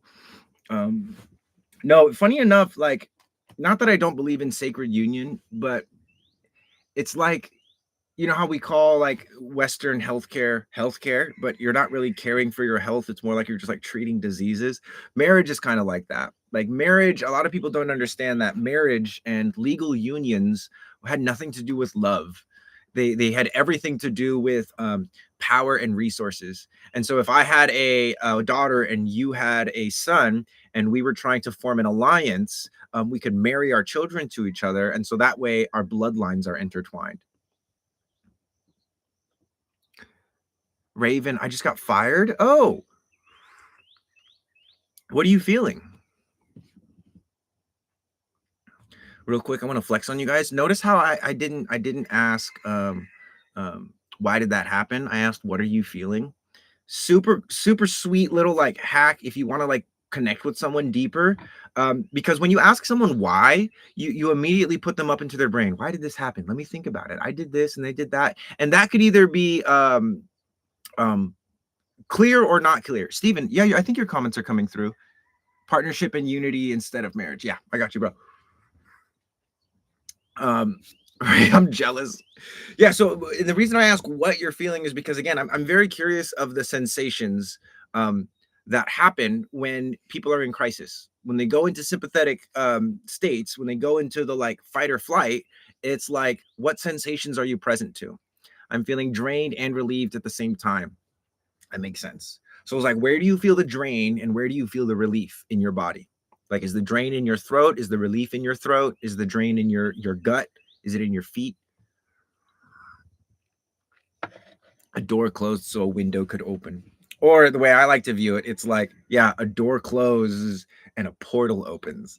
Because sometimes there's doorways in places that you don't see. Oh, who just gave me the fireworks? Sunny 4918. Thank you for the fireworks. Thank you guys for all the gifts and the sharing and the likes and stuff. We're at like almost 30,000. I That's just amazing to me. Thank you guys so much. That's like really incredible. I know that I could probably be asking you guys to share the live more and like the live more. I love that I don't have to, and you guys are just doing this because hope you probably have heard my message before. I really just want people to have this information, and I'm coming here. I come here every week, 3 times a week, for like an hour and a half, 2 hours sometimes, and I'm just literally giving you guys the best information that I can give. Now, the archive is where I'm giving more structured information and I'm pulling other resources. So I'm actually able to give you more in the archive. But as it stands, I'm still I'm still doing this, and I still want everyone, whether they can afford a membership or not, the information. So a lot of times being fired is the best thing that can ever happen to you. Yeah, 100%. And it's like, like you mentioned, a sense of relief. Breathe into the feeling of drained. I feel dread in my chest as a single mom, in my heart space, and the relief I feel in my neck and shoulder. Yeah, okay, that makes sense. Like you said earlier, you can't receive until you give something up. The universe is helping you. Man, I appreciate you so much. I'm excited to like, again, because it's like TikTok is TikTok. The archive, I guess, just the archive, right? We'll actually get to know each other. If you want to get to know me, like, come in the archive, because that's again, that's like the pool of people that I'm for the next handful of years, and I intend to have the archive running beyond me. And when it comes time for me to pass it on, I'll pass it on to some capable people. If my child wants it, she can have it. The archive is my membership. So I created a membership so that I could really focus on people. And it's not here on TikTok. Sunny, I just saw you subscribe. Not to say that I don't appreciate the subscriptions here on TikTok, but the archive is a separate subscription. It's a separate membership, and you just have to go to the link in my bio to get set up there. And if you want to subscribe on TikTok too, that's also super helpful. I definitely recognize that, and I see in the chat who is subscribed, and I'm definitely like, again, it's like for the people that are pouring into me, I'm gonna make an effort to pour back into you. And that's the beautiful thing about money and exchanges and reciprocity. Yeah, the idea of me being incapable has drilled into me since I was really young. I'm a reflector, and my life is reflecting the times for real. Dude, I definitely feel that. The magic of being a reflector is to not know what's going to happen next. But also, the magic of being a reflector is like, hey, if this doesn't change, I know exactly what's going to happen next. Anyway, so Cha-Cha, your brother is a generator. All that stuff that I said is obviously still relevant. But if you can play that like game with him, if you can play the sacred calibration game, and any generators out there, I have a playlist on TikTok called Sacred Calibrations, which it's probably going to be an app in the near future. But basically what I'm doing with these exercises is I'm asking you questions and I'm giving your sacral something to respond to. So I ask like, hey, do you feel warm? Do you feel cold? I do one-on-one readings. If you go to my website, you can find that. And for generators, it's really helpful to have someone asking you yes or no questions. Because when someone asks you like, "Hey, what do you want to do?" It's like there's nothing really to respond to. Versus, "Hey, are you hungry?" Okay. Well, do you want to go to the park? Nah. Do you want to like stay in and listen to music? Like, that's exactly what I want to do. Right. And so everyone has this sacral response, but generators and manifesting generators, like 90% of the time, you can trust that. For projectors, manifestors, and reflectors, that sacral sound, that response might be coming from whoever you're sleeping with or your parents, or like you've adapted sacral energy and sacral responses as a means of trying to be like everybody else. But human design, again, can teach you how to be yourself. And not that it's going to like actually teach you how to be yourself, but it's going to point you in the right direction. Do you teach how we connect with nature? 100%. So one of the things that a lot of people don't realize, and when I say spend time in nature, I'm not talking about going out in the trees, because there's plenty of people that will go out in the trees and still feel the exact same. They're still stuck in focus. They're still stuck in the sympathetic nervous system. They're still stuck in fight or flight. When I say be with nature, the first nature and the most immediate nature that we have access to is our physical bodies, right? So if you want to connect with nature and you're living in a city, remember your body is nature. Your body is natural, right? And so even if you have machine parts inside you, like one of my best friends has a defibrillator right here. And he's one of the most connected beings I've ever met. He's so connected to nature because he's connected to his nature. Just asking a question to identify your sacral response to go with it. So if you and you have to look at your body graph, because 30% of the world has what's called an undefined sacral. And this means that the sacral responses you get, like sometimes they're from other people.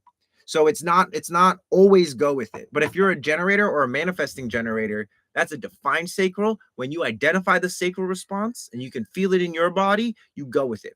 Which is quite literally, it's like do the things that you have energy for and don't do the things that you don't have energy for. And it's not like follow your bliss, like only do things that light you up. Sometimes I'll walk by the dishes and I'll be like, like those are the dishes. I need to do the dishes. I have energy to do the dishes. I have energy. I have time to do the dishes. I'm going to do the dishes. Why? Because later I may not. And one of the things for parents, if you have generator children, don't ask them, hey, um, clean your room. Ask them, hey, do you have time to clean your room? And it's like, yeah, I have time to clean my room. Oh, do you have energy to clean your room? Okay, go clean your room. No, I'm kidding. Don't do that. I'm just having fun, guys. I'm just having fun. Let's get more tea. Yeah, there's a lot of cool tricks with um, parenting kids, and it's more than tricks, because parenting using human design is not about like getting the kid to do what you want them to do. It's actually the opposite. It's holding a space for a child to become who they were born to be, not who you want them to be.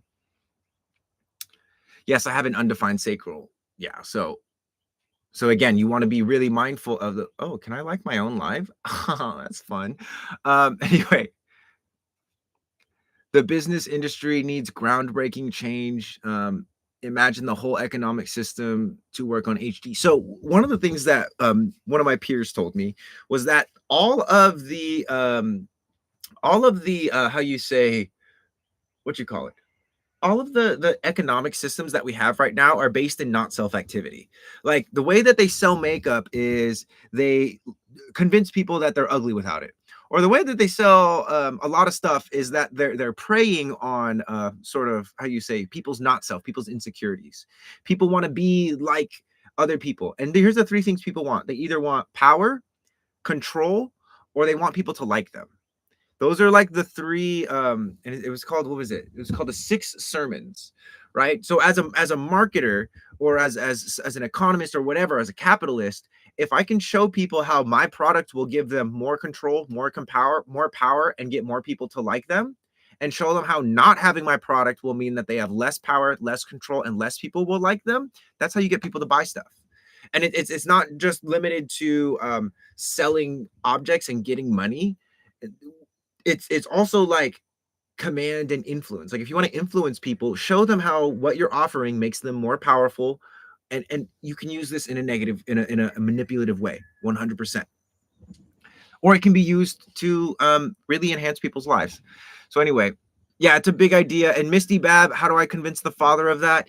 You can't. Again, you can't. You all you can really do is again feed the wolf that is like present, and feed the wolf from where it's at. Like again, if the partner or the father is trying to suppress and do all that stuff to the child, it's not to say there's nothing you can do about it. It's just you have to be creative about the way that you approach it. And this is genuinely, it's like, again, we can't change other people, but we can feed and reinforce narratives that we believe are true and awesome and are helpful. And that's the best that we can do. And again, I do one-on-one sessions. So if you want to do one-on-one sessions, or if you're in the archive and you want to post it in the archive, I'd be happy to do some things. Give me more details, because the more details that I have, the more I can help. What do you think about the languages of love theory? So I used to like be really about it. And then I just stopped using it. It felt very elementary to me and kind of pigeonholing. Like, I don't think it's bad, but I think it's an entry point. You know what I mean? Like love languages. Like, for instance, if your partner is like, my love language is gifts and your love language is physical touch, and I don't receive love from you through physical touch.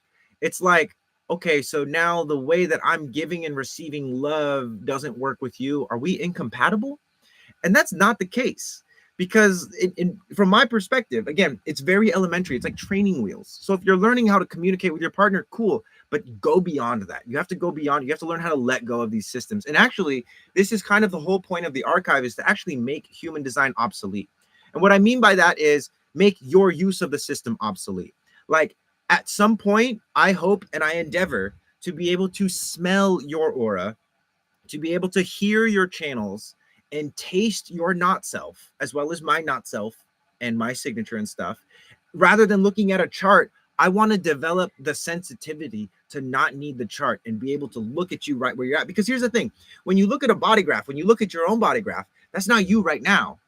That's your potential. That's like your natural blueprint. Who you are right now has mom's solar plexus and dad's head pressure and your first girlfriend's throat or boyfriend's throat. So how do we get there? I'm trying to figure out. And again, like, this is the first boat that's going in that direction into the new lands. If you want to get on, it's only $37 a month, guys, and it's going to be completely revolutionary, in my opinion. And I've seen stuff like this happen before. And yeah, it's happening again. So anyway, very good about entry point. What's your recommended next steps? So I forget what I was talking about. 37 is a really good number. It's a really good number. And it's not going to be that cheap forever. Like, we're going to bring the price up once, like, we have the app, like we have our own branded app, and some other things are more fleshed out. I'm a third line. I'm 3'5", and my partner Pasha is a 1'3". Oh, you were born at 137. That's awesome. Yeah, and then we'll develop telepathy and telekinesis. Like, this is the road to superpowers. This is what I think. This is genuinely the road to superpowers. Developing the senses, being hyper aware of sensation. And this is also, in my opinion, the antithesis to quantum computing and AI taking over the world. Like, the only thing that's going to stop AI from taking over the world is if AI discovers human beings that are peers to the quantum AI. We have the hardware to be a peer, not to ChatGPT, but a peer to like Willow. What I mean is, like, we have the hardware to be on the level that new quantum computer is on. We have the hardware for that, but we don't have the software installed. And because of that, the hardware is dusty. And so the archive is the place where we are installing that software, using the hardware you already have. So is there a difference between a 1-3 and a 3-1? There is a difference in the profiles and their arrangements. The first number is going to be your conscious, so it's going to be more like your mental. The second number is more of your physical body and your design. And so, for instance, a 1-3, right? A 1-3 is going to be more, how you say, intuitively making mistakes, or unconsciously making mistakes, whereas the 3-1 is more consciously making mistakes. And with the 1-3, they're more consciously investigating, whereas the 3-1 is going to be more unconsciously investigating. They're not going to notice it as well. So anyway, I started to look at the love languages ideology, but I didn't fit in anywhere because my love language is give me a durian. My love language is wear matching holsters with me. Yeah, again, so back to the love language, because I think it's a beautiful system, but it's like it was in when I was presented, it was like, oh my God, this like solves all the problems, and it doesn't. It doesn't. It actually it solves some problems, but it also creates other problems. And human design has done that. Human design, in my opinion, has solved certain problems and created other problems, which is a good thing. I think perspective wise, it's a good thing. So, like meta virtual reality games versus astral projection. Yeah. Some people are going to be stuck in VR in 10 years. There's going to be people that are stuck in VR. And then there's going to be us who are able to access all of the VR worlds without plugging stuff into our head. This is where I want to get us. And I genuinely believe that we have the hardware and the capacity to do it. Like, how else could we have created and discovered the internet unless the frameworks for using the internet are not already in our body? And that, again, that might be a fallacy, that might be limited. I'm open to being wrong about that, but I'm not open to shifting the direction of like, hey, I see what's happening with our evolution and I see where humanity is going, and I want to be on the like solar punk side, not the Blade Runner like scary side. Okay. And I believe that both of those worlds are going to exist. And the difference is going to be, hey, look, are you going to explore your own body? Or are you going to hook yourself up to a machine and let the machine give you all of the endorphins that you're missing? Or are you going to learn how to get the endorphins using your body? Like our brain, all of the quote unquote elevated states of consciousness is that people access through extracurricular things, all of that, you can get that using your own body. Your body can release those hormones and those cocktails from within your body. Anyway, oh my gosh, I gotta go, guys. I gotta go pee, and then I'm gonna do my sign off. This is your last opportunity to like the live. Don't share it with anyone because I'm gonna leave soon. But anyway, gotta pee.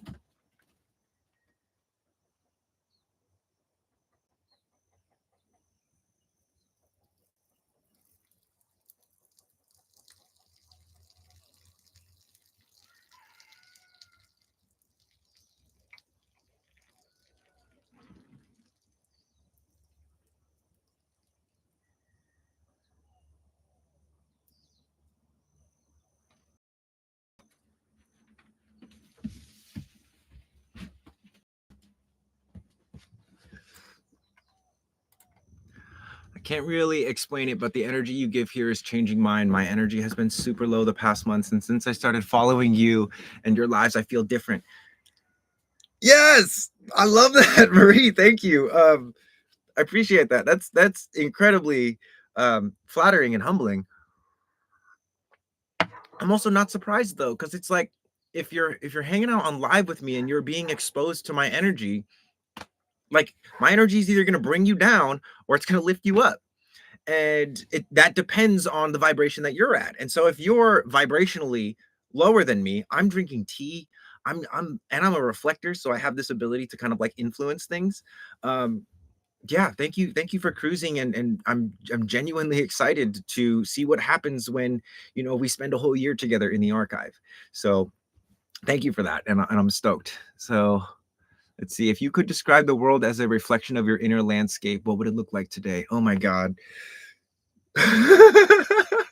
I have to go, Romeo, but like if you want to ask that question in the archive, I'd be super happy to respond to that in the archive. That's the reason I say that is because that's such an exciting question for me, and I have to exercise restraint because I have a call in 10 minutes, so I can't jump into that. But Romeo, I love you so much for that, and I'm really excited. Thank you for joining the archive. For anyone else that wants to be part of like this inner circle that I'm creating, it's called the archive. You can get it through the link in my bio. It's $37 a month. And that's the cheapest right now that it's ever going to be. It's only going to get more expensive. And so if you want to get in and lock this rate in before the prices start to go up, please do that. We're teaching sensory deconditioning. So the way to use your body graph like a GPS, and what somatic exercises work for each centers. And so how to decondition yourself physically as opposed to just learning a bunch of stuff about human design. I do one-on-one sessions. I have reports for sale on my website. I have an incredible app called Neutrino Design that you can get right now. It's 25% off if you go through the link in my bio, or you just go to reikimarco.com. Everything is there for you guys. I have to go, but I will be live again on Friday at 9 a.m. Hawaii Standard Time. And then after that live, we're going to do the first episode of the first season of Sensory Deconditioning in the Archive. So if you want to participate and you want to get on this ship, the boat leaves on Friday and we'll record it and it'll be a part of the archive. But if you want to be there live, it's happening at 11 a.m. Hawaii Standard Time on Friday. So I'll see you guys again in 2 days on Friday.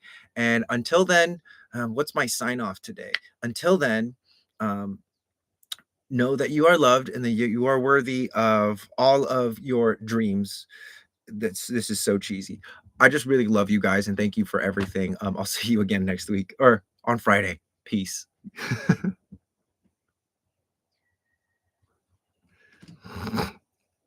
Cha cha cha. Bye, loves.